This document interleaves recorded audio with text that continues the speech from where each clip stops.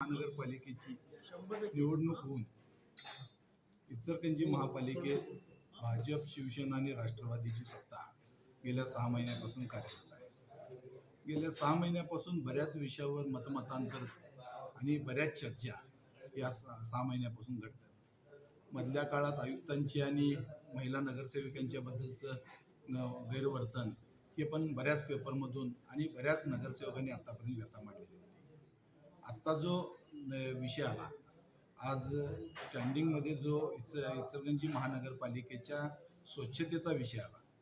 खरं तर सगळ्या नगरसेवकांना इंदोरला घेऊन जाऊन आयुक्तांनी आणि प्रशासनानं अतिशय चांगलं इचलकरंजी इंदोरच्या धर्तीवर करण्याचं एक आश्वासन दिलं होतं. पण या स्टँडिंगच्या सभेत हा विषय येताना स्टँडिंगच्या कुठल्याही नगरसेवकाला विश्वासात न घेता ही जी 22 कोटीची एस्टिमेट केलेला आहे ते पॅनेलवरच्या कुठल्याही म्हणजे पॅनेलवरचा जो सॉलिड वेस्ट मॅनेजमेंटचे जे पॅनेलवरचे संस्था आहेत त्यांच्याकडून न घेता ते खाजगी तत्वावरती 22 कोटीचं एस्टिमेट करून त्यांनी कुठल्याही स्टँडिंगच्या सदस्याला न दाखवता हे एस्टिमेट आणल्यामुळं स्टँडिंगच्या 5 नगरसेवकांनी यामध्ये नगरसेवकांना यामध्ये काय आहे हे सुद्धा त्यांनी दाखवलं नाही.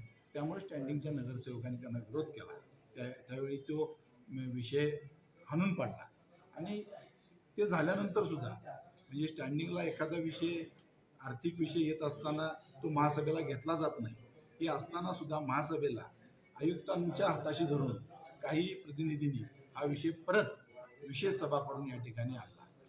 या विशेष सभेला हा सगळ्याच भाजपच्या म्हणजे ज्या भाजपच्या म्हणजे कोणत्याही वरिष्ठ पातळीवरून म्हणजे नेत्यांनी सूचना न करता या इचलकरंजी शहराचा पैसे वाचवण्यासाठी महाजन साहेब असू देत, तानाजी पवार साहेब असू देत, मामा जाधव साहेब असू देत आणि इचलकरंजीच्या माजी नगराध्यक्ष अलका स्वामी वहिनी असू देत, त्यांच्या नेतृत्वाखाली एक सगळ्यांनी मिळून या ठिकाणी एक चंग बांधला की इचलकरंजी शहरात जर इंदोरच्या धर्तीवर करायचं असेल तर पहिल्यांदा इचलकरंजी शहरातला घरपाळ्यातून येणारा पैसा वाचला पाहिजे. म्हणून आज इचलकरंजी महापालिकेत भाजपच्या नगरसेवकांनी, शिवसेनेच्या नगरसेवकांनी हा इचलकरंजी शहराचा जो 22 कोटीचा एस्टिमेटचा विषय आहे तो नामंजूर व्हावा आणि याच्यावर बहिष्कार टाकण्यासाठी आम्ही एकत्र जमलो. आणि इथून पुढच्या काळात यामध्ये कुठेही मतभेद व्हावेत असं कुठल्याही नगरसेवकांचं मत नाही.